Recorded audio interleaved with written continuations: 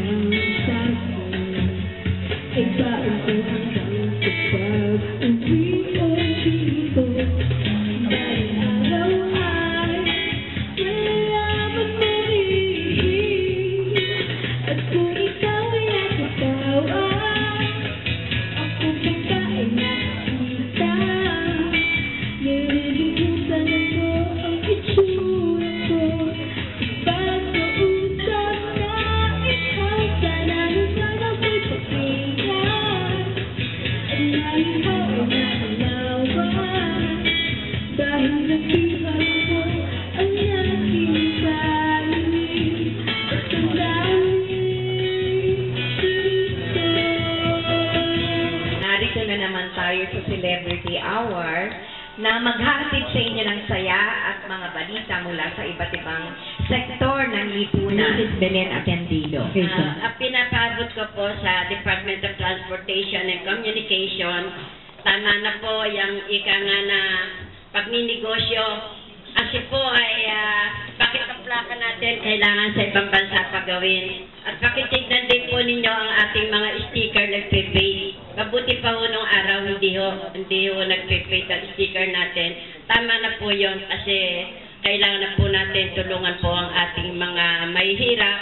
At katulad po ng mga empleyado natin sa planta, wala po silang ginagawa na pwede naman ang plaka dito gawin. Huwag naman po kayong magagalit. Ito po isang paalala lamang.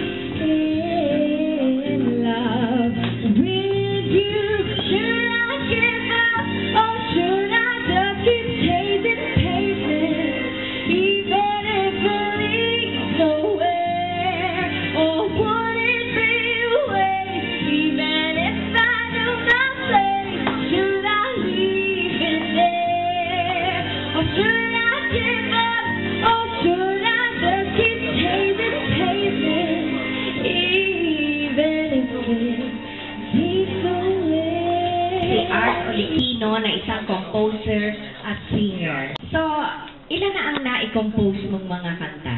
4 pong lahat yun. Tapos, Pamagal? Ang kaunahan ko po ay Magbalik Ka. Bicol lang kaunahan ko po kasi Bicolano ako. Magbalik Ka. Opo, yun ay aking translate sa Tagalog. Tapos, tumira ako sa Iloilo ng 6, na-assign ako sa Iloilo ng 6 na taon. Pinalagyan ko rin ng Ilonggo. Okay. Ang career single ng aking CD ay ang Sayang na Sayang. Meron pa yung Pag-ibig ko'y bitin, saka You've Made My Life Complete. Kinumpos ko naman para sa aking misis na nandiyan sa likod. Para sa misis mo lang yun, kuya? Hindi, kailangan composer ang nagsiselos na Magbalik Ka kasi naging 3. Okay. Art, saan mo binabata yung mga composition mo? Kamakanong Magbalik Ka sana, no? Saka yung Sayang. Para manungkot ang mga composition mo. Okay, may story ba behind the song? Dati po akong nagbanda nung teenager ako. Okay. Nung nagkasakit ang tatay ko, tumigil na ako. Tapos, nakapasok ako sa serbisyo. Nung pag-retire ko, saka nananariwa pala yung gano'n. Hawak-hawak ko ng gitara. Nagtuloy-tuloy lang. Paano yung mga source of inspiration mo pagka nagko-compose ka? Yung isa mong kanta, iniaalay mo sa iyong asawa, di ba? Itong Magbalik Ka sana. Kanino yan? Yun naman high school pa ako. Yung parang bigo sana. Bigo? Kapulog niya. Ibig mo sabihin na naranasan mo pala yun? Na nabigo ka? Yung Sayang na Sayang. Yung Sayang na Sayang po ay parang dahil hindi mo ka nakilala. ko lang. Hindi pala ako yun. Alam mo, Kasama-isip lang po yun. magiging magaling kang composer pagka you base it from your own experience, di ba? Yung mga naranasan mo Kuya sa Art, kasi buhay. ganito, kapag ang isang kinompose mo, ginamit ng isang singer na hindi nagpaalam sa'yo, even honorarium, wala kayong usapan, ano pong dapat gawin doon? Kasi nagtataka ko, nung high school kasi tita, may kinompose ako. At ngayon ay narinig ko sa telebisyon, narinig ko sa radyo, na may kumanta, and that's my lyric, akin yun. Ano bang dapat gawin ko? Kasi niloko ako ng organista ko, pinagkatiwala ako sa kanya yung piyesa ko. Tapos nung nag-abroad ako, syempre wala ako. Suddenly nalaman ko, naka-record Kasi na. ako ay member ng Indie Studios kay Mr. Neil De Mita. Opo. Saka sa musika kay Kaiber Bartolome. Siguro ipaparating ko rin sa Yes. Ayun. Pinakikilala ko po sa inyo ang may programa ng musika at entablado sa DZXL. Yes! Every Sunday. At siya ang makakasagot ng katanungan mo tungkol doon sa mga awitin mo. Oo nga. Binibigay ko sa inyo, walang iba kung hindi ang host at director. Director in Boston. Oo nga. Ano ko yan? Yeah, good morning. Of course, yeah. Good morning, I'm Ed Montele.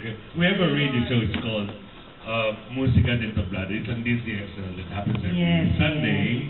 At After Rambo Labay. Exactly, si Rambo, no? Kaya lang, of course, ang format namin is Taglish, okay? Now, what we do is we do entertainment. There was a question earlier about composer, arranger, and all that Yes, stuff. yes. Now, you mentioned about I compose. yung composition mo, no? Yes. Sa Pilipinas, merong IPO, Intellectual Property Organization. We, about a month ago, gines namin si attorney Paul Gancayco. He's the president of the International Intellectual Property Organization. He's an expert when it comes to intellectual property. So he knows those companies coming in. Like sa America, di ba, when you say about burger, you talk of In-N-Out Burger. Yeah. And then he would know if they're coming in the Philippines or not. In other words, they protect properties, mapala intellectual or label or emblem. Now, the question about property, about yung composition mo, Yes, no? sir. CR is Art Set, number 1, merong indie music. And then meron ng Songwriters Association of the Philippines. And then there's PhilSCAP, alright? And there's so many organizations, but the thing is, how do you protect your intellectual property? Very simple. Just like how Paul Gancayco, Attorney Paul would say, no, first thing first, protect yourself. How do you protect? Andiyan po National Library. Direct Nurse Dobet, Belen knows that very well. May conceptual synopsis. First thing first, protect yourself. Bring it to the National Library. Deep in the dark grey side of love, hold my hand and now go free. 'Cause I will be here. I will be here when you feel like being quiet. When you need to speak your mind, I will listen. And I will be here when the laughter turns to crying. Through the winning, losing, trying, we'll be together. 'Cause I will be here. Kanino unang ihahain yun, yung kanyang reklamo? The question is, if I get back to you, halimbawa kayo nag-interpret, you will sue me. Di ba? What's your proof? Na ikaw nag-compose, no? Did you properly register your concept? Oh, that's the problem. Then you have a problem. Ika nga nila, you know we have a problem. Yes. Okay? Yun. So first thing first, kahit sino, no? Anything that we have an idea, a poem, a concept, a lyrics, anything, register. As I'm the president of the Intellectual Property Organization would advise, kahit maglulupasay ka sa akin, murahin mo ako sundukin Opo. kita, you're proof. That's a good reminder, courtesy of Celebrity Hour.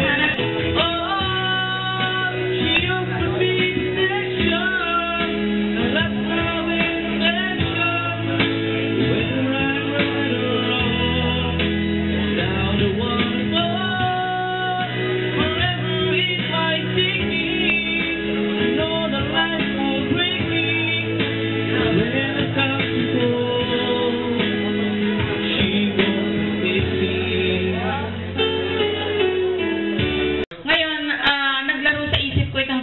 Bato. Nakilala ko yung kumanta ng Pusong Bato na babae. So, iyan daw ay nakaano po yan, nagkaroon ng kaso, ano po. Na yung lyrics doon, yung compose na ibinenta sa kanya.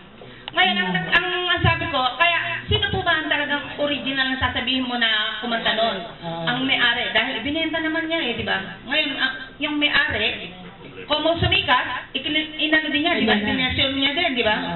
Yun po, ang sino ho ba ang kikilalanin doon? Teka muna, ang pagkakaintindi ko yung Pusong Bato ay pag-aari ng mag-asawa. Kaya lang, break na sila. Galit na sila. Kaya nangyari, it's either si nanay o si tatay yung may-ari. Sige, sir. Sa aking experience sa paggawa ng kanta, na nagpapagawa pa lang ako ng arrangement, pinag-uusapan na namin yung pagkatapos nating mai-record dito, pupunta ka na kagad sa copyright dun sa National Library. Yun ang kaya lahat ng kanta ko, yung sa akin, puro copyrighted. Sabi niyo, yung mag-asawa, wala yung other Opo, di ba? But in the eyes and in the court of law, Opo. when we are in front of the judge, Opo. show me your proof. It all boils down into show me your proof. Kahit maglulupa sa ikin yan, nagwalay kami, ganito, sabi na nandiyan, what are you talking about? Alright? Can you show me something? It all boils down. That is why, first things first, protect your property, intellectual property. I'll share something quickly. My wife, cousin niya si Connie Season, she has a younger sister, elder, si Joseph. Joseph is a friend of another good writer, no? Now, she arrived to a composition. Punta kami kay Nelia, Nelia, tignan mo ito material ito, pakinggan mo. Wow, perfect ko kay Nonoy. Sabi ni Nonoy, I love this material. So they recorded it, yun na naging karinig niya this year. So good. For you to break into the industry, alright? To break into the industry, if you want a good interpreter of your song, ang hirap kumentra. Halimbawa, sabihin natin si Sarah Geronimo, I want her to interpret my music. Ang sabi ng kalaban, what I'm trying to say, it's a lucky break for her to get Nonoy to interpret her material. But, again, because of the excitement, nahaya ko, I got Nonoy to sing, so much is happening so fast, she forgot something, protect herself. So, yun pa rin yun all boils down. First things first, protect your property. Yung intellectual property right. Ito yung isinusulong ni Senator Grace po na kailangan. Siguro kung yung Pusong Bato, hindi pumutok, no? Hindi umingay. Maliwala na yan Kaya lang sila nagkakagulo-gulo because pumutok yung kanta. Anything that you write, even a short poem, ipa-copyright mo agad. Yes, number one. It is only 135 pesos. That's a good advice. And that is good for 50 years. Okay. When that is converted into a music, you have to have it copyrighted. Kasi ibang medium na naman yan. It's audio, visual. So everything that you write, product of your intellect, have it copyrighted. All my books are copyrighted. And you have even to register them with the international copyright. And one thing more, if you are a singer, composer, be a member of the PhilSCAP, the Filipino Publishers. Pinonoy Tangos. Kasi sila ang nag-monitor lahat ng mga tinutugtog dito sa buong Pilipinas and abroad. I will give you, for instance, Direct Pablo Vergara. He is an arranger. He made a lot of songs that became hits. You know how much he's receiving every month because of the copyright of the income out of the song. He makes no less than 20,000 pesos a month, even if you don't write anymore. Katulad yung kanyang sinulat na tukso. Pag ginamit yung kanta niya. Katulad yan na, hindi na katulad noon na you have to pay payuna to the disc jockey to air your song. Sila na kayo na nagbabayad sa'yo. For instance, ABS-CBN paid the PhilSCAP Association something like 35 billion a month. Yung mga ginagamit nilang kanta.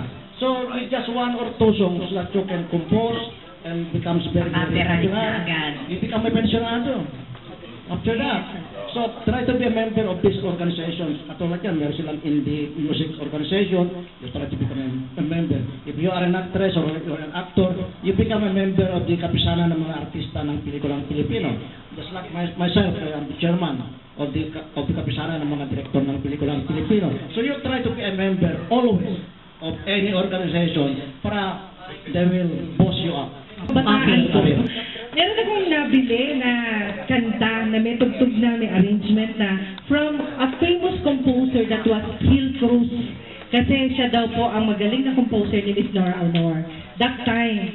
Ngayon, parang nanghihinayang ako sa perang ilalabas kasi po, aalis na naman ako ng bansa. Hindi ko matututukan yung pagpo-promote ng kanta. Pero it's still with me, the song, no? Yung mga ganun ho ba, ano pong karapatan ko kasi binenta niya sa akin. After that, hindi ko naman ginawa, hindi ko pinush. Pero, the song itself is with me. Alam ko yung tono, alam ko yung lyrics. Pero after that, ano po ba yung pwede kong ma-accomplish for this song na nakuha ko? Alright. So many ways. Number one is, you mentioned binenta sa'yo. Opo. Okay, may deed of sale. Meron po, pero po namatay na yung manager ko. No, but bottom line is, Ako ang may hawak eh. bottom line is, may papeles ka na. Oo, may kasulatan. Opo. Number one. So, with that, you have a full and Yes, you are the ownership. all the authority that you own that material, number one. Number two, let's face it, that was decades or light years ago, alright? The material is good. Now you need to make a new interpretation of that today. Opo. Okay. When you make an interpretation, make it modern, make it classic, make it retro. It's your call. Ako nandyan kayo. And then number two, you guys are lucky, all the artists today, no? So Opo. are here right now, no? Way back, you talk only of the following medium. You talk of radio, TV, print, the end. Opo.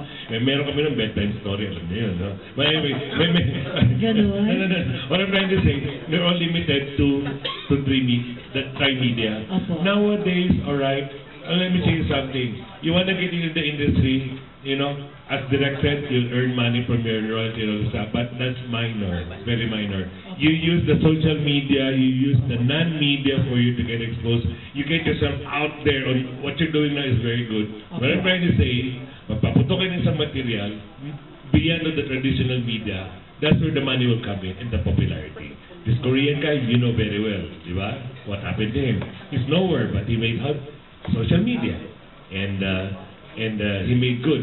Now, the money is not getting into the 10 million likes or hits. It's not that. It is that you are being invited by NBC to perform in New York. Di ba? Direct or ganon. And then you get interview, you get bookings, you know. You know, I'm talking about this Korean guy, no? Okay? We have one client, a multinational company. They want him to perform to a national recognition night, alright? They will pay any amount, alright? When we check out his schedule, let's say we want it on November. Oh, you could have it on November. Wonderful! Next year. Because of the booking schedule. No? So what I'm trying to say, number one, protect. Protect. Pangalawa, in the court of law, magkademandahan dyan, may nawak yung dokumento. Pangatlo, you have your old materials, make it renew. Sayang. Yes, you can do it. You know, you have a lot of good talents. You can make it an FTV style, make it like, you know. Nawala na nga yung may hawak ng papeles ko kasi bata pa ako nung teenager pa ako. Alright, ganito lang siguro. Since the owner is dead, alright, it's no longer with us, no? And we talk about 20 years, 30, 40 years ago. Alright, now, kung may habol ng mga kamag-anak doon, siguro later na yun, but the thing is, revive it. Okay, just revive it. This portion is brought to you by Elmost Whitening Soap. Narito na sa gustong pumuti at gumanda. Ito ang kasagutan sa problema mo, kapatid. Elmost Whitening Soap sa murang halaga, kutis artista ka na. Let me hide. Yes, in my during the day. Spin me around till it bounce me. You know the stereo carry me, and I knew for sure I was alone. If I could get but no.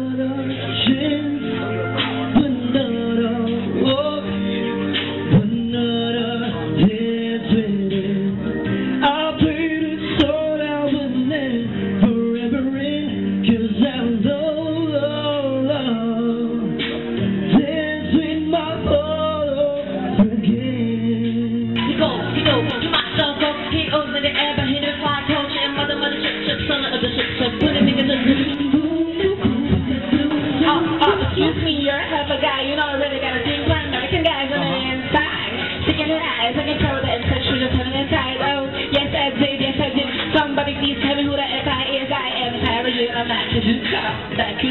Will you feel my heart beat running away? Feeling like a drum that is coming your way.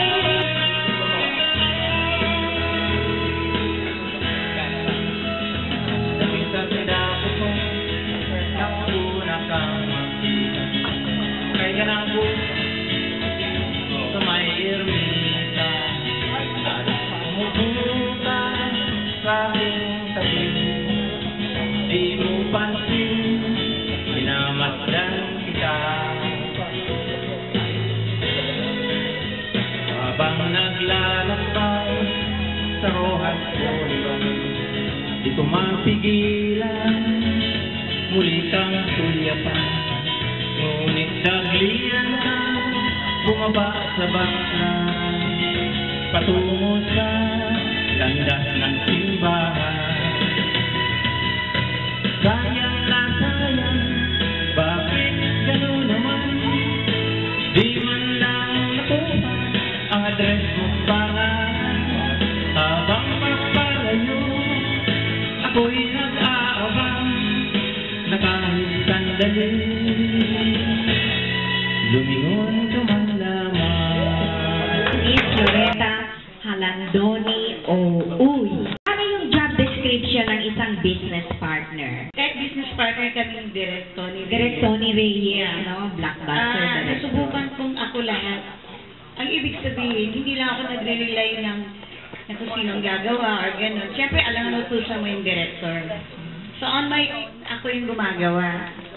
Ang ginagawa, kunyari, may mga legal matters, ako din. Ako rin yung treasurer dito sa Mia Production. Okay. So, bali, pagdating ba sa finances, ako, naglalabas ka rin ng pera? Sarili mong pera? No. Lahat yun sa pera ng Mia Production ang our own na. Yung pan-share namin. Bali, ikaw lang ang nag-execute lahat-lahat. Opo. Kunyari, lalabas kami, kakain, may meeting kami ni Direk at ibang yung mga staff. Ako yung nagbabayad. Pero not on my own, pera ng Mia Production. Dalawa lang naman kami dito eh. Okay. So, may budget na nakatalaga May budget dito. talaga. So, binibigyan ka rin ng budget, no? No, ako ang mahawak ng budget dito. Okay. Kunyari, magbayad sa talent center namin. Yung mga sound system. Yung mga artista. Sa mga artista naman, sa malaking company, malaking company like Octo Arts din, MC Production. So, are you in charge of this, paying the talent? No, sa talents lang. All the talents. Kunyari, 100 talents yung na-post ko. Ako ang magbabayad sa kanila. So, ano yung mga problems na i-encounter mo as business partner? So far kasi, focus ako eh. Hindi kasi ako yung tipong tinitingnan ko yung hirap. Ang tinitingnan ko kung paano kong palaguin yung business as a partner. Okay. Nagiging alalay din ako sa mga talents namin gawin ko niya. Sa Tanay Rizal, may project kami doon. Ina-assess ko yung mga talents. Kasi syempre, pag nalilate, ayokong nalilate. Kailangan magsimula ka muna sa mababa, ano? Hindi ko tinitingnan. Yes, alam mo yung pasikot-sikot ng movie industry. Oo. Hindi ko tinitingnan yung ako, business partner. Tinitingnan ko kung paano palaguin yung business na yan. Alam mo ba, yung sinabi niya, napakaganda niyan. Ano man ang position mo sa isang company, dapat magtrabaho ka, kahit hindi ikaw yung dapat gumawa. Kahit yung pagwawalis, kung nakita mong marumi yung opisina ninyo, hindi mo kailangan hintayin yung janitor ng opisina para linisin yung Correct. something like that. Alam mo, yun ang sinasabi ko. You know that is one positive trait ng isang tao, yung pagiging flexible. Marunong ka dapat na mag-iano talaga sa tao kung paano mo i-promote. Katulad sa inyo, nasa media kayo. Ngayon, nandito ako. So, I'm starting to promote yung Pag Manila Film Fest namin through you, sa help ng mga media.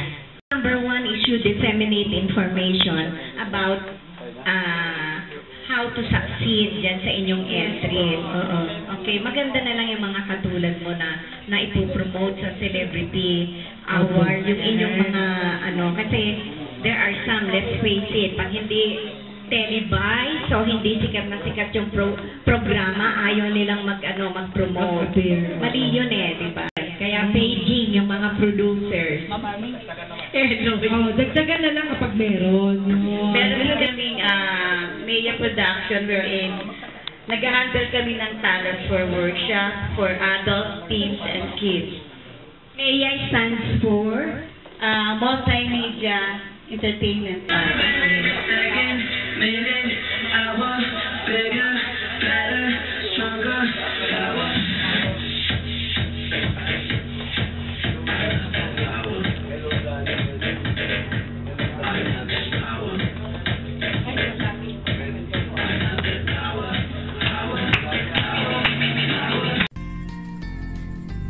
Ito ang buod ng ating pinanood sa Celebrity Hour.